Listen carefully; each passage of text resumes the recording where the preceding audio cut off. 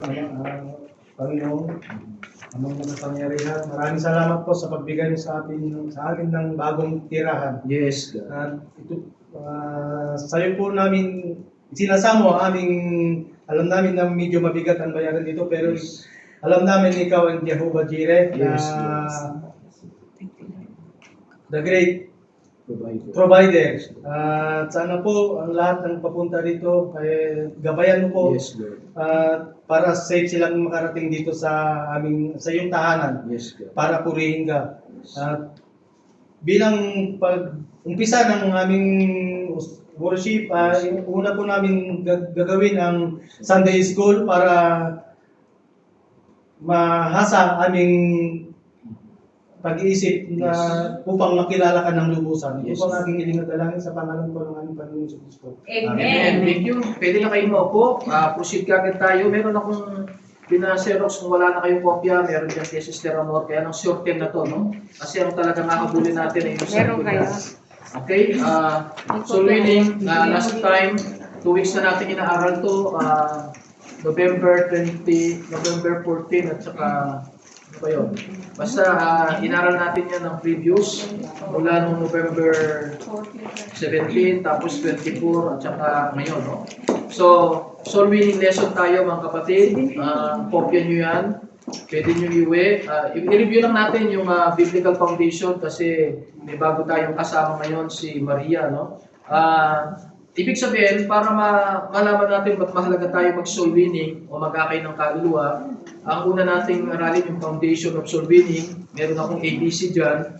First is God created man. Start, bigyan mo yung dalawang bisita dyan ay yung kasama natin sa likod. Nilikha ng Diyos ang tao. Importante yun, no? Kung pwede pag nagsusoul winning kayo, hapyawan nyo ng konti. Kung hindi nyo man matalakay lahat, kahit na yung Genesis 1:26 lang na sinabi, let us make man after our image. Kasi doon yung makikita na napakahalaga ng tao. At nung nilikha ang tao, ang padron niya ay tripartite din. No? May katawan, may espiritu, may kaluluwa. Lalo na yung Genesis 2:7, kumuha ng alam ang Diyos, hinipan niya yung butas ng ilog, naging kaluluwang may buhay. And then punta tayo sa letter B. Pagkamat nilikha ng Diyos ang tao na kawangis niya, si Satan naman na nag-cause para ang tao ay makakumit ng kasalanan through deception. No? Through deception. Ihapewan nyo lang yun, sandali. No? Sabihin nyo lang na perfect dati ang tao, may connection sa Diyos, parang kuryente. No? Nakakonekta yung espiritu niya sa espiritu ng Diyos. Pero nung binigyan siya ng babala ng Diyos na pagka kinain yung pinagbabawal na prutas, mamamatay kayo, ibig sabihin talaga na madi-disconnect kayo. No? Mabibreak ang connection o ang relasyon ng Diyos sa tao. At yun ang ay nangyari, ang kabayaran ng kasalanan ay kamatayan. No? And then letter C, ang mahalaga ron ay Christ came and paid the penalty of sin. Ano yung foundation muna to? Kailangan nasa isip ito ng nagsosolving para hindi siya maligaw. No? Ang tao ay nilikha, ang tao ay nagkasala, mapunta sa kapamakan, pero merong redemption, merong nagtubos si Kristo. Pwede nyo gamitin yung John 1:29, narito ang kordero ng Diyos, nag-aalis ng kasalanan ng buong sanlibutan. Yung 1 Peter 1:18, yung hindi tayo tinubos ng mamahaling bagay katulad ng pilak o ginto, kundi ng precious blood of Christ. Okay? So, punta na tayo sa likod. Actually, ito yung pang-final natin, actual presentation na to. No? Actually, dun sa previous lesson ko, tinalakay natin nung last week ito, kaya lang inalis ko na dyan sa tinatawag na shortened period or shortened outline. May tinalakay pa tayong divine motivation for soul winning, merong different approaches in soul winning, pero ngayon, talakayin na lang natin yung actual presentation. Paano mo ba ipapakilala si Kristo sa tao pagkausap mo? Tandaan nyo pala, mga kapatid, hanggat maaari kung pwede yung taong makausap nyo, magkaroon kayo ng privacy. Pero minsan, walang privacy, naman katabi mo sa bus. Bulungan mo na lang. Ako, nakapag-witness na ako sa bus, sa aeroplano, maganda. No, aeroplano kasi matagal ang biyahe. No? Pagka pwede mong kausapin mo. Kaya lang, doon sa aeroplano, hindi ka pwede nagsasalita ng maingay. Kasi karamihan yan, natutulog. No? So, okay naman na binubulong mo, tapos may mobile ka, kung wala kang dalang Bible, pakita mo lang yung verse. Okay, tatlong ABC rin to. A, ipakita mo yung human situation. Ano ba talaga yung sitwasyon ng tao? Alam nyo, warningan ko kayo, no? Maraming grupo ng born again, okay lang, nagpipreach sila, pero minsan, ang presentation nila, napaka-simple. Ang timano sinasabi nila, they that call upon the name of the Lord shall be saved. Tawagin mo lang ang Panginoon. Well, ang background nun, yung mga Hudyo yun. Marami na silang alam sa Panginoon, mula kina Abraham. Kaya lang, nire-reject pa nila si Kristo. Pero may paniwala na sila sa Bible, alam na nila na sila yung makasalanan. Pero yung mga tao ngayon, hindi naman tayo mga Hudyo eh. So, karamihan nga ng mga tao ngayon, ang paniwala nila, banal sila. Ang alam nila, yung religion nila, ililigtas sila. So mga kapatid, ang ipapakita muna natin sa tao, show the real situation. Ano yun? Number one, that all men are sinners. Lahat ng tao. Nakalagay yan sa Romans 3:10, no? Ano nakalagay sa Romans 3:10? Romans chapter 3, verse 10. Okay, sabi ng Romans chapter 3, verse 10, as it is written. Pag sinabing it is written, parang sa atin, nakalagay na sa konstitusyon natin. Yan ang Bible, hindi na pwedeng debatiin yan, no? Ang nakalagay dyan, for it is written, as it is written, there is none righteous, no, not one. Kasama ka doon. Kasama mo rin yung sarili mo para hindi masyadong ma-intimidate yung kausap mo. Kasi meron nagsusoul winning na ginaganon yung kausap eh. Sabi sa Bible, makasalanan lahat, kaya makasalanan ka. O ano, no? Okay, sasabihin mo, makasalanan tayo. Makasalanan tayo. Na ano yan eh, nabubuksan talaga. Okay lang din pa sir, para Okay lang. Para ano nila. kita tayo. Sige lang, adjust lang. Okay, sabi ng 3:23, yun, mas mabigat yung verse 23 ng Romans. For all have sins, past tense. Hindi magkakasala pa lang, lahat ay nagkasala na. Actually, ang tamang turo sa Bible, nasa tiyan pa lang tayo ng nanay natin, makasalanan na tayo. Sabi ng ano yan eh, sabi ng Romans 5:12, no? Dahil sa kasalanan ng isang tao, si Adan yun, ang lahat ay nagkasala. So, alam nyo, kailangan yung insist sa tao na dalawang klase ng kasalanan, no? Yung mana niya at saka yung ginawa niya. Okay, kahit wala pa siyang ginawa, makasalanan na siya kasi namana na. Pangalawa, walang taong hindi nakagawa ng kasalanan. No? Okay, tapos number 2 ngayon, tingnan natin sa 6:23 ng Romans. Sabi ng Romans 6:23, for the wages, ang upa, ang sahod, ang bayad ng kasalanan ay kamatayan. Kaya lang, hindi yung kamatayan dyan, hindi lang yung namamatay yung katawan. Ang kamatayan na tinutukoy dyan, tatlong klase, no? Yung espiritu, naputol, yun yung una naputol. Pangalawa, yung katawan, mawawalan ng hininga. Pangatlo, yung kaluluwa, pupunta sa impyerno. Yun talaga yung eternal death. At yun ang ginagamot natin. So, dahil sa kasalanan, ay kabayaran niya ay kamatayan. But, meron dyan eh, but the gift. Ayun, kahit hindi na kayo umalis dyan sa verse 23, nandun na kagad yung point number 2, o letter D. Show them the divine solution. Ano yung divine solution? Sabi ng 6:23, but. Ano yung but? Napakalaking, ano yan eh, solusyon, no? But the gift of God is eternal life. So, ang regalo ng Diyos, tandaan nyo, ang salvation ng kapatid, regalo. Kaya kailangan ng regalo ay tinatanggap, no? Mga kapatid, i-emphasize nyo yun, ha? Ako, lagi ko rin pinapaliwanag ito, na pagka-salvation, kasi meron nga namang John 1:29, siya ang kordero ng Diyos na nagalis ng kasalanan ng buong sanlibutan. Tapos nung nakapako nga naman ng Panginoon, sabi niya, it is finished, bayad na. Ang ina-assume ngayon ng iba, kahit wala silang gawin, ligtas na sila, hindi. Yung kabayaran ng kasalanan nila, may pondo na. Kumbaga sa bangko, mga kapatid, may pondo na. No? Kaya lang, kailangan mag-withdraw. Kailangan mag-withdraw ang tao ng pambayad sa kanyang kasalanan. At imagine niyo, no, pwede kayong gumamit ng isang ilustrasyon. Parang lahat ng tao binigyan na ng cheque. Nakapangalan na, Randy, Darwin, nasa iyo na yun. Tapos kung magkano yung pambayad sa kasalanan, ang nakalagay doon, pay in full. Bayad lahat. Kaya lang, kailangan i-withdraw ni Randy yun. Kailan niya i-withdraw yun? Kapag nalaman niya nga yung kanyang sitwasyon na siya makasalanan, ayun, pupunta tayo sa letter C. Pero pagdaanan muna natin yung letter B. Bigyan nyo ng kopya yung mga bagong dating, no? Para nasusundan nila yung lesson natin. Okay, sabi ng letter B, the divine solution. No? One, God sent His Son to die on Calvary to pay for the penalty of our sin. John 1:29. No? John 1:29, mga kapatid. And then number 2, Man need to humble himself or herself, yung babae, no, before God, and recognize his sinful condition. Kailangan may pagpapakumbaba yung tao na, o nga pala, na makasalanan ako. Ang ginagamit nga ng ilustrasyon, yung nalulunod eh. Ang nalulunod, hanggat gumaganon yan, hindi mo pwedeng sagipin yan. Kasi, lalo na hindi ka sanay, ikaw, pag nahawakan ka niya, kasi nag-panic attack na siya eh. Lahat ng mahawakan niyan, i-day niya pababa. So, yun ang nalulunod usually, yung nagtatak ng sumagip na hindi naman marunong. Pero ang nalulunod, yung humingi na siya na saklolo.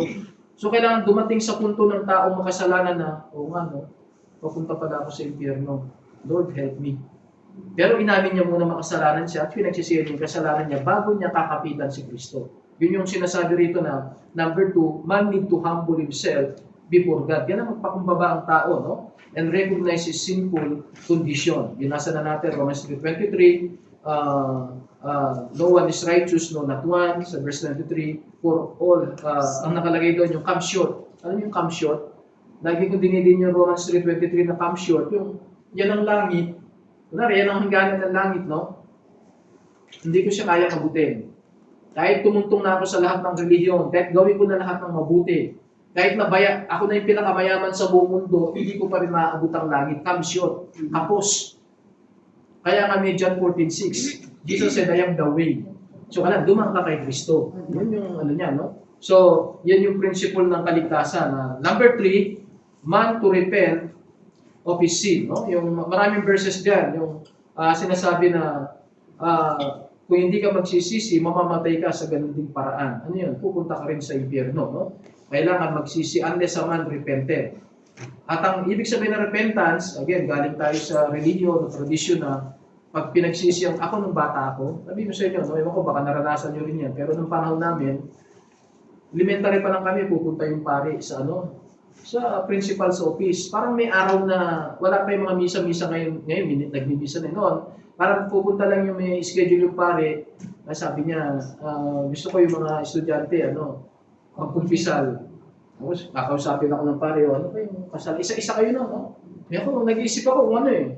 Ang naisip ko lang, Father, nagdakaw po kami ng mangga eh. Yun ang normal na kasalanan ng bata eh. Papasok sa bakuran ng may bakuran, kukuha ng mangga. Yun ang naisip ko no? Sige, sabi niya ganito, mag-pray ka ng, parang pinag-pray niya ako ng 10 Aba Maria, may mga ganun prayer, hindi ko na makabisado yung mga yun. Pero actually, walang ganun sa Bible. Dinaanan mo yan. Hindi ganun sa Bible. No? Ang pagkukumpisal sa Diyos, direkta, tapos, hindi ka parurusahan pag nag-repent ka. Hindi ka parurusahan, siya na ngayon na parusahan eh. Kailangan mo lang kilalanin, salamat Panginoon, binayaran mo na yung kasalanan ko, hindi pa ako pinanganak. Yun lang ang hinihintay ng Panginoon, yung i-recognize mo na namatay siya para sa iyo. At kaya siya namatay para sa iyo dahil sa iyong kasalanan. Kaya alam niyo, personalan to. Kung sa iba sinasabi nila, uy, trabaho lang, walang personalan. Sa soul winning, personalan yan. Personalan yan, no? Kailangan aminin niya ora mismo na siya makasalanan. At bilang soul winner, kailangan handa ka rin i-lead mo siya sa prayer. Okay, number 4, believe the Lord Jesus Christ as His Savior. Tingnan natin Romans 10:23. Bago ka papasok, ito, yung ibang religion, yung ibang grupo, ito lang in-emphasize yung Romans 10:13. For whosoever shall call upon the name of the Lord, shall be saved. Tama naman na nasa Bible, pero tandaan nyo, ang Romans, hindi lang siya isang verse. Pinaliwanag muna sa chapter 1, lahat ay makasalanan, mapahudyo, mapahintil, tapos lahat tayo kapos. Ayun. Ngayon, pag naunawaan mo na nakapos at nagsisi ka na, tsaka mo siya tawagin. Yun yung sinasabing call upon the name of the Lord, na siya naman pwedeng magbabayad. And then, number 5, bago mo siya ngayon papasukin sa buhay mo, Panginoon, tinatanggap kita sa aking puso, sa aking buhay, bilang aking Panginoon at tagapagligtas. Yung John 1:12, but as many as receive Him. Kaya nga lagi ko ini-illustrate, ang soul winning parang, di ba, minsan sa tao, meron mga, ang tawag dun eh. Ako nakaranas na ako ng gayopis dalawa, yung matchmaker, yung ikaw yung naging tulay para maging mag-own yung dalawa. Hindi sila magkakilala, ikaw naging ano. So, sa soul winning, ganun din. Si Kristo, kilala lang siya sa pangalan, pero hindi alam kung ano yung ginawa niya. Yung tao, hindi niya rin kilala na makasalanan siya. So, pinagtatagpo mo yung dalawa. Pero pagka nagtagpo na yung dalawa, exit ka na. Hindi ko ang tagapagligtas. Inano mo lang sila, kasi ayaw mo silang mag-developan sa isa't isa. Ganun yan, mga kapatid, no? So, kaya nga nakalagay sa John 1:10, kailangan tatanggapin ng tao. Kailangan parang sasagutin mo si Yesu Cristo. But as many as receive Him. Meron pa nga isang verse, di ba, yung Revelation 3:20, narito ako ngayon, nakatayo, kumakatok. Yun yung nanliligaw siya. Ang trabaho lang ng soul winner, ipakita mo sa tao na kumakatok ang Panginoon sa kanya. Pero hindi ka magbubukas ng puso niya. Pero mga tao, pinupersa yung iba eh. Hindi, tanggapin mo siya. Pag di mo siya tinanggap, kunwari, ikaw yung boss niya sa trabaho, tatanggalin kita sa trabaho. Well, alam ko, gusto mo siyang maligtas, pero hindi mo siya pwedeng gamitan ng puwersa. Hindi mo siya pwedeng gamitan ng puwersa. Pwede mo siyang influensyahan, pwede mo siyang encourage, pero hayaan mo yung bulisyon. Kahit nga anak natin eh. Kami, pastor na kami, wala pa kaming anak. Pero nung pinanganak namin, mas tinutuwa lang namin sila, no? Hanggang minsan, pag nagde-devotion kami, anak, gusto mo ba tanggapin? Eh, minsan, hindi rin alam ng bata kung ano gagawin. Minsan, ililid mo, pero baka hindi pa talaga, no? Kaya hayaan mo siyang makarinig ng makarinig. Hanggang personally talaga, tanggapin niya ang Panginoon. Okay, punta tayo sa letter C. Ayun, matatapos natin itong presentation ng soul winning. Lead them to personal decision. Bagamat yung decision na yan, pwede niyang gawin mag-isa, pero sasabihin ko sa inyo, kukontrain siya ni Satanas. Minsan merong naiiya, sige ha, basta pag may time ka, tanggapin mong Panginoon. Alam mo, pag talikod nyo, gagawa na si Satanas diyan.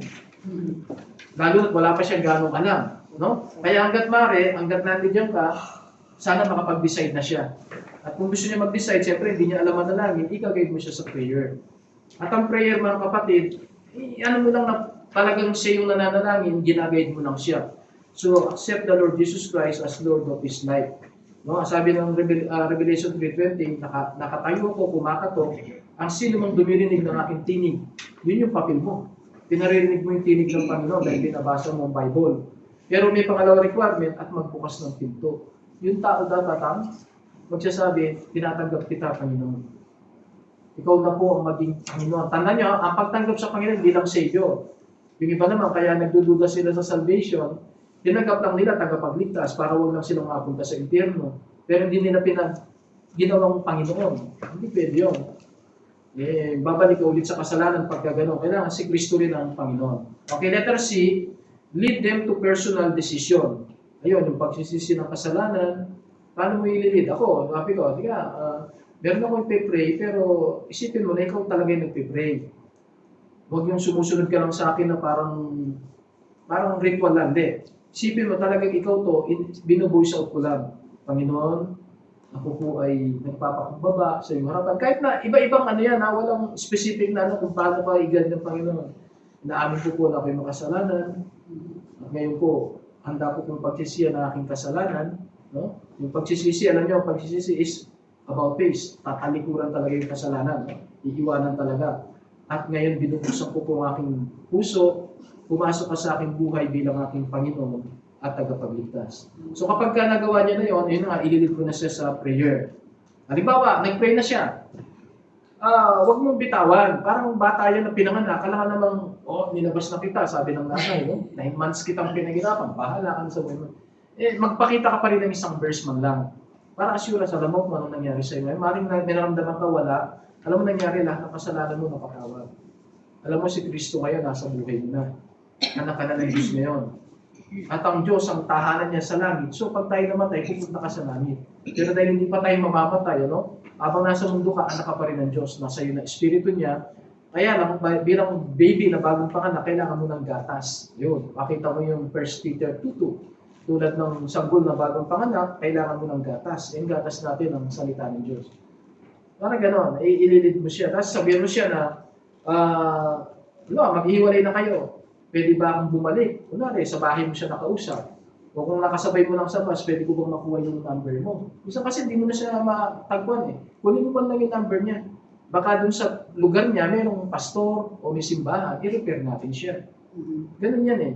Ngayon, kung talagang wala, minsan meron talagang dun mo lang siya makakausap, tapos wala siyang maibigay na number, ipagpasa Diyos mo na lang. Pero at least ginawa mo yung bahagi mo. At alam mo yung tao niyo, kung talagang tumanggap siya, hindi niya makakalimutan yun. Kahit makalimutan niya na yung pangalan mo, no?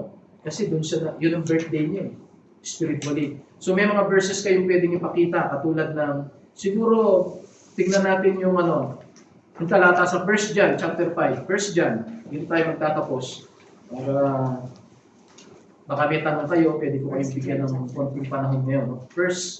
Ano sinabi ko? First John chapter 5. Ako, normally, ito yung pinapakita kong talata para magkaroon siya ng katiyakan na talagang siya ligtas. No? Ito yung assuming na tumanggap na siya sa Panginoon, nag-pray na kayo. Ipakita mo itong verse na to, 1 John 5:11. This is the record. Di ba pagka pinapanganak ang bata, pinaparehistro sa munisipyo, eto, spiritually, pagka na-born again ka, automatic nakalista ka na sa langit. Maraming verses na gano'n. Your name is written in heaven. Nakalagay na sa aklat ng buhay. Kaya pag tayo namatay, alam nyo ang senaryo sa langit, pag namatay ang tao, lahat ng tao namamatay, dadaan pa rin sa langit. Kaya naniwala sa Diyos, kaya hindi, dadaan sa langit. Tapos, siyempre lahat nag-expect, mapasok sa langit. Kaya lang mayroong Di ba pagka may okasyon nga, mayroong guest list. No, minsan napadaan ka lang, ay sorry po, wala kayo sa hindi ka papapasukin. Sa langit, meron ding book of life. Nakalimutan ko na yung verse, somewhere in Luke, no? Hindi yun ang paksa ko ngayon. Pero meron talaga, i-check ngayon, no? Ako naniniwala, hindi si Pedro yun, no? Sa tradisyon, si Pedro, ako naniniwala, Panginoon mismo eh. Siyempre, may mga assistant siyang anghel. Kaso, sabi niya, wala, itapon niya. Yun ang sasabihin niya. Itapon niyan sa dagat-dagatang apoy at asukre. Pag nandun ang pangalan mo, papapasukon ka. Ano nakalagay dyan, no? Pag tinanggap mo, this is the record. May record ka. Ano yung record mo? That God that given to us eternal life. Binigay yun, hindi yun binili. Hindi yun pinaghirapan. Kaya nga salvation, hindi kasama yung baptism, hindi kasama yung pagkanta, offering. Yan ay paglilingkod sa Panginoon. Yan, hindi yung pagliligtas. Pero pag ligtas ka na, bilang pasalamat mo sa Panginoon, kaya ka sumasamba. Pero ang talagang nagligtas sa iyo, yung pagsisisi ng kasalanan at yung ginawa ni Kristo. Dapat nating emphasize lagi yun, no? Ulitin ko yung nakapakong kasama ni Kristo. May narinig akong preaching, sabi niya, no? Pagdating daw sa langit, alam yung tulisan na yun, walang pangalan sa Bible, although sa tradisyon, nilagyan ng Dimas at saka Estas, walang pangalan yun. Pero pagdating niya sa langit, baka may mga magtatanong sa kanya, ba't ka nakarating sa langit? Baka sabihin niya, hindi ko alam. Sabi nung nakapako sa gitna, nakatabi ko today, thou shalt be with me in paradise. Pag-isip, hindi niya alam eh. Pero actually, nagsisi siya. Kasi nung sinabi sa kanya, yung isang nakapako, sabi ng isang nakapako, sabi niya kay Jesus, kala ko ba Diyos ka? Actually, yun ang kaso ni Jesus Talagang pinatunayan nung nakapako ka, kala ko ba Diyos ka? Yun ang kaso niya eh. Kung talagang Diyos ka, ba't hindi mo kayang iligtas ang sarili mo? Kung sakaling mailigtas mo, damay mo kami, sabi niya, no? Binawalan siya ng isa. Sabi ng isa, sabi niya, hindi ka ba, somewhat, parang hindi ka ba nangingilabot sa sinasabi mo, kaya tayo nakapako. Dapat lang. Yung salitang dapat lang, yun na yung pag-amin. Alam niya makasalanan siya, tinanggap niya yung kaparusahan. Pero ang pagkakaalam niya, pagka namatay siya, wala na. Walang langit, walang impyerno. Kaso tumingin siya sa Panginoon. Sabi niya, Panginoon, remember me. When daw, pag dumating ka sa iyong kaharian. Parang siya, kinilala niya na talagang Diyos ito. Kasi binawalan niya yung kasama niya na naluluya. Pangalawa, ba't siya nagsabi na, alalahanin mo ako, remember me. No, kapag ka dumating ka na sa iyong kaharian. Alam niyo, minsan ang tao may pananampalataya kahit hindi siya miyembro sa simbahan. Kaya huwag kayong mahatol, Huwag kayong mahatol na, hindi ka sumisimba, pupunta ka sa impyerno. Walang gano'n. O huwag gano'n. Bagamat advantage sa atin yung sumisimba tayo, meron tayong grupo, as a Baptist, hindi na nagliligtas. Kasi yung tao yun, hindi siya Baptist, hindi nga siya na-baptize eh. Hindi sinabi ni Jesus, baba ka muna, magpabinyag ka. Baba ka muna, sundin mo muna yung 10 Commandments. Walang gano'n. Bigla siya nakarating sa langit. Kaya lang ang disadvantage nun, hindi na nakapag-serve sa Panginoon. Naligtas lang siya. Gusto niyo ba yung gano'n na nakarating ka lang sa langit, pero pagka, alam mo maraming review gagawin sa langit. Anong ginawa ni ganito sa lupa, So, makikita mo, masaya ang Panginoon pag nakita niya na nakapag-serve tayo. So, mga kapatid, tuloy natin, no? Sabi ng verse 11, that God at given, binigay yan, hindi pinaghirapan, eternal life. Na pag eternal life, didiin ko nito. Meron mga grupo na nawawala yung salvation nila. Tinanggap mo ang Panginoon, nagsisi ka, sige, save ka ngayon. Pag nakita ka nilang gumawa ng kasalanan, hindi ka ulit born again, kailangan mag-born again ka ulit. Hindi. Ano yun? Pag gano'n, no? Pag sinabing eternal life, isa lang yan. Isa lang yan, pag tinanggap mo Panginoon, nagsimula na yung buhay na walang hanggan, hindi na yung napuputol. Eternal nga eh. Although, pag nakakagawa ka ng kasalanan, ang naapektuhan yung fellowship. Dalawa kasi yan eh, relationship at saka fellowship. Parang mag-asawa din yan, no? Ang mag-asawa, nagkakaroon sila ng problema, nag-aaway, nasisira yung fellowship. Pero yung connection nila, lifetime. Eh sa spiritual, sa atin, eternal. Tuloy natin. In this life, nakanino yung buhay na yun, nakasalalay sa kanyang anak. Hindi nga sa father eh, kaya maraming religion, mas daig sa atin. Alam niyo, pag pinag-usapan natin, daig tayo ng ibang religion eh. Dali natin kunwari sa Muslim, no? 5 beses sila nananahin maghapon. Tayo mga Kristiyano, ay lang tayo nagsimula ng prayer meeting, di ba? Once a week. Sila 5 times a day. At pag alam niyo, si Brother Darwin, galing sa Saudi, no? Mas matindi sila ron. Pag narinig na nila yung tumunog, kahit nagbibiyahe, titigil yan. May dala silang maliit na carpet, no? Tapos alam nila, lagi silang meron, ano ba yung, may sign sila eh. Para alam nila kung nasa ng meka eh. Meron silang instrument na alam nila yun. Itong hotel na to, laging may ganun yun. Nakaturo kayo kung saan banda yung meka, no? So, dun sila haharap. Pero mga kapatid, dahil naniniwala lang sila sa Diyos, kung sakaling, although marami rin nagsasabing iba yung Allah kaysa sa Diyos, ano? Pero huwag na natin pagdibatin yung kahit na, kunwari, nagkataon na si Allah nila at saka yung Father, Godly Father natin ni Isa, hindi pa rin mariligtas. Kasi ang kaligtasan nasa anak. Walang makararating sa Ama, kundi sa pamamagitan niya. Sabi ng John 14:6. Okay, punta tayo sa verse 12. He that hath, present tense yan, present perfect tense, no? Kung sino ang may anak, kaya siguraduhin nyo, nasa inyo na ba si Jesus Christ? Talaga ba tinanggap na natin, no? He that hath the Son, hath life. Ang tinutukoy na life yan, hindi physical, ha? Hindi physical life. Spiritual life yan. Ibig sabihin, yung espiritu mo, nabuhay na, nakakonekta pa sa espiritu ng Diyos. Actually, hindi naintindihan ng iba yan. Ang eternal life, yung dati patay ang espiritu mo, dahil nagsisi ka sa kasalanan, nakonekta ka yung John 1:12. But as many as receive Him, to them gave the power to become the sons of God. Kinonekta ka na. At yung connection na parang kuryente, at hindi nga wifi. Ang wifi kasi, nawalan ka ng load, putol na. Bumagyo, putol na. Ito talaga ang connection na hindi napuputol. Nakalagay sa verse 12, He that hath the Son hath life. Spiritual life yan, ha? Tapos, and he that hath not the Son of God. Marami, may Ama, naniniwala sa Diyos Ama, kahit nga sa Kristiyano. Naniniwala sila sa Ama, pero hindi sila naniniwala ang Diyos si Kristo eh. Yan, hindi sila. Kasi hindi ka naman maliligtas kung hindi ka maniniwala ang Diyos si Kristo eh. Paano kayo liligtas ng tao lang? Okay? So, di ba, ang pinagtutuloy ng kaligtasan ng Diyos na banal at ang tao makasalanan. Pag si Kristo ay tao lang, kumbaga sa ilog, nakatungtong lang siya sa tao. Hindi siya pwedeng tumungtong sa Diyos kasi hindi siya Diyos eh. Paano madudugtong yung tulay na yun? Kaya nga siya yung tulay eh. May ibig sabihin ng tulay, ang Diyos na banal, dahil siya Diyos. At ang taong makasalanan, pinagdugtong niya. Kaya napakahalaga ng Panginoon mga kapatid, no? Even sa bansang ito, yun ang sinasabi ko sa inyo, kaya tayo dinala nga sa hotel. Para makapag-invite tayo ng Armenian. Kasi pagka nasa simbahan tayo na identified, ayoko dyan, religion yan. So sana, samantalayin natin na nandito tayo, no? Para makapag-invite din tayo ng ibang lahi, mga kapatid. So, yun lang, hanggang 13 pa na tayo. Sabi ngayon, sa 13, these things have I written unto you. Kaya sinulat ang Bible eh. Huwag nating baliwalay, no? That ye believe on the name of the Son of God. Son of God siya. Mga kapatid, alam niyo yung title ng Son of God? Pero capital letter, ha? Baka filosofi na naman tayo eh. Kasi tayo mga born again, anak tayo ng Diyos. Pero ang tawag sa atin actually, children. Pero meron ding verse sa Bible na tayo mga sons of God. Pero small letter yun.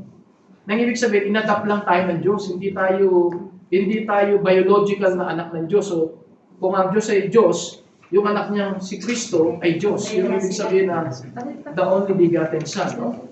Okay? So, sana makita natin, patapos na po tayo. Ay, salamat. Dumarating ang ating mga panahon. Okay, tatapusin ko lang yung verse 13 bago tayo mag-close. Ano?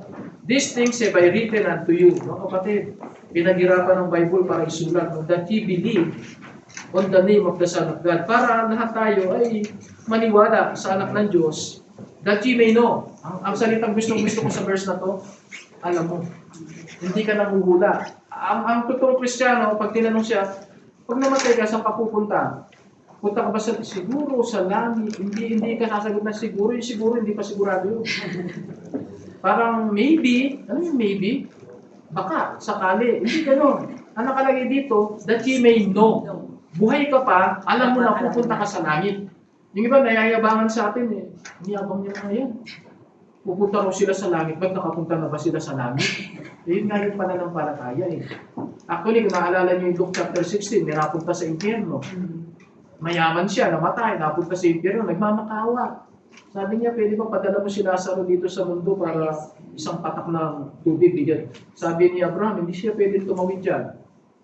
Ikaw hindi ka pwede pumunta sa langit, yung nasa langit, hindi na pwede pumunta. Alam mo, pinakiusap na lang niya, tinanggap niyo na nasa impyerno na siya forever. Pwede bang buhayin niyo si Lazaro? Kasi at least Kristiyano yun, no? Ipadala niyo sa mga kapatid ko, may 5 pa akong buhay na kapatid. So, ibig sabihin, kung hindi na siya makaalis doon, ang ibig sabihin talaga ng mensahe yon, yung buhay lang sa mundo ang may pag-asang maligtas. Yung mga napunta na sa impyerno, wala nang pagkakataong lumabas. Di ba, nagpipray yung mga nasa impyerno? Tapos ang prayer nila, puntahan natin yung mga kamag-anak nila. Sabi niya para yung mga kapatid ko hindi na mapunta dito. Sabi ni Abraham, hindi na sila, hindi siya maniniwala. Sabi niya, ano ba sabi niya? Sabi niya, nasa kanila naman si Moses. Nang ibig sabihin ng Moses, yung Bible actually. Kapatid, ang gagamitin ng Diyos para tayo maligtas ang Bible. Nasa kanila na si Moses, sabi ng mayaman na nasa impyerno, ay hindi sila maniniwala kay Moses, pero kung mabuhay yung patay, malamang maniwala sila. Alam mo, sinagot siya ni Abraham, kung yung tao yun hindi siya maniniwala kay Moses, kahit buhay pa yung patay, hindi rin siya maniniwala. Alam ng Diyos yun. Hindi totoo yung, ay ako, maniniwala lang ako pag ang Diyos mismo ang kumausap sa akin. Ay, naniniwala lang ako pag may nabuhay. May nabuhay na nga si Kristo.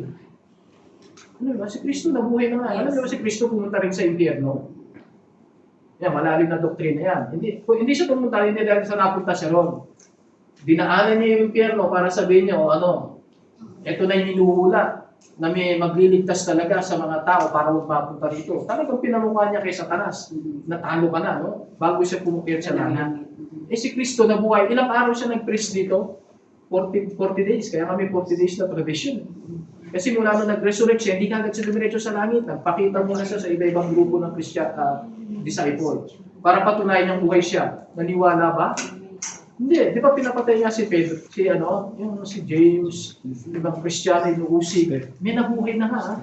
Si Kristo na mismo, anak na mismo ng Diyos. So tama si Kristo. Hindi maniniwala ang tao kahit na magmilagro kung hindi sa maniniwala sa Bible. Mga kapatid, sana po ay meron tayo natutunan. Baka may tanong kayo. Maaga tayo matapos ngayon, pero gusto ko po, again warning po, nasa hotel na tayo doon. Pwede pa natin placing yung oras. Dito, dapat bago mag-alas 2, tapos tayo dito, ha? So, kaya medyo nagmamadali tayo sa oras. Pero kung may tanong kayo, baka may tanong kayo. Sunday school po kasi pwede kayo magtanong. Pagka preaching na, hindi na. So, iuwi nyo yung mga lesson na yan, i-review nyo yung mga verses. Habang nagbabasa kayo, pwede pa kayo makakita ng mga verses na pwede nyo gamitin. No? So, mga kapatid, tinalakay natin 3 linggo, soul winning. Paano mag-akay ng kaluluwa? At ang isa ko naalalang verse, pag nakapag-akay ka ng isang kaluluwa, ang sarap na pakiramdam. Yes.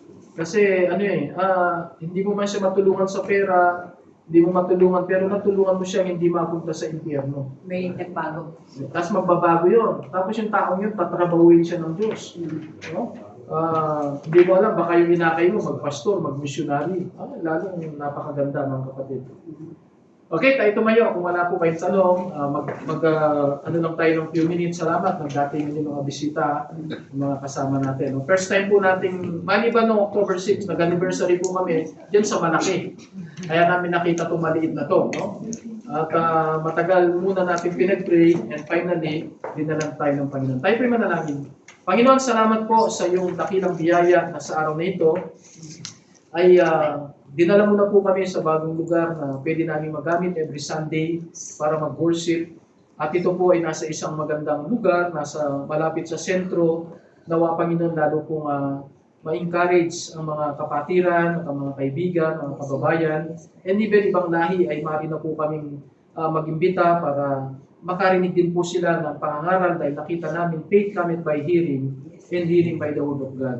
Wala po kaming ibang gagawin sa lugar na ito, sa bulwagan ito, kundi sambahin ang iyong dakilang pangalan, gawin ang iyong kalooban, ipangaral ang mabuting balita upang magligtas ka ng mga kaluluwa, magpatibay ka ng mga mananampalataya. Will to God, Panginoon, even today, salamat po sa mga nakarating na ng mga kapatiran at kababayan at kaibigan. Kung meron pa pong iba na maaari po makahabol, dalhin mo po sila upang makasama namin sila sa napakahalagang pananambahan sa iyong dakilang pangalan. Panginoon, na lahat pong ito ay aming hiling at dalangin, puno ng pagtitiwala at pasalamat sa pangalan po ng aming Panginoong Hesus-Kristo. Amen. Amen. Salamat po.